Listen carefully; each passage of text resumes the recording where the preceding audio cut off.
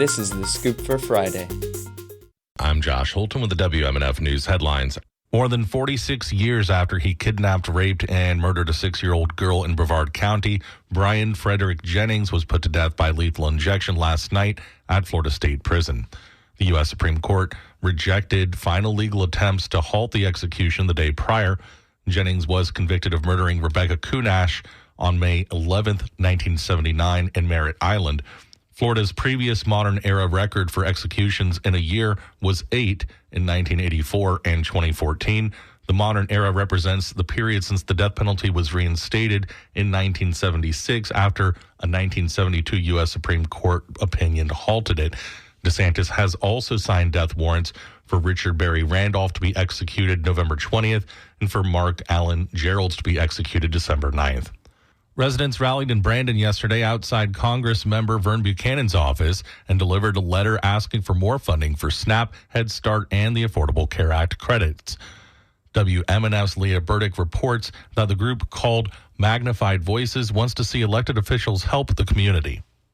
22 demonstrators stood outside Buchanan's office holding signs about health care, protecting the Affordable Care Act, and how food is a human right. Gianni Hunt is a co-founder of Magnified Voices and says people's basic rights are at stake. We have a family specifically in mind that we're out here for, that their SNAP benefits are not coming. The mom can't work because Head Start is not open, and she's in a position that, what do you do? She says they want Buchanan's support for extending ACA tax credits, nutrition programs, and funding early childhood education. Linda Taylor is another Magnified Voices demonstrator.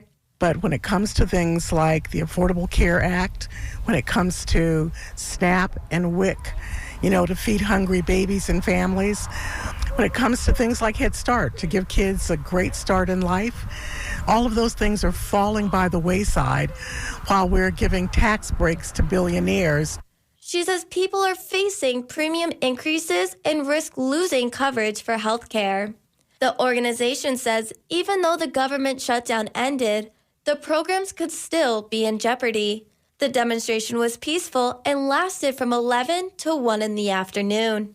For WMNF News, I'm Leah Burdick in Brandon. The Republican Party of Florida's advantage over the state Democratic Party in active registered voters has topped 1.4 million. Data posted yesterday on the Florida Division of Elections website showed the GOP had 5.5 million active registered voters as of October 31st, while the Democratic Party had 4.1 million. Also, October 31st, 3.3 million active voters were registered without party affiliation, while 450,000 were registered with third parties. Exposure to lead poisoning can cause serious health problems, especially in kids aged 1 to 6. WMNF's Leah Burdick reports how you can prevent lead exposure in your household. The Department of Health in Hillsborough County provides free blood screenings to test for lead in children who might have been exposed to it. Claire Maher is their public information officer.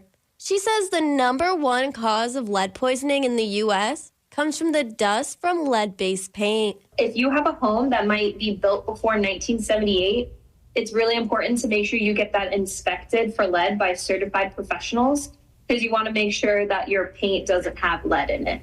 Children can also be exposed to their parents or families who work in construction or welding. It can lead you to be exposed to lead dust, and you as a parent or a caregiver or a family friend can bring that home to your child. So if you do work in any of those activities, it's really important to change your clothes before you go home. Maher also recommends consistent mopping and using soapy water to clean dust from your home.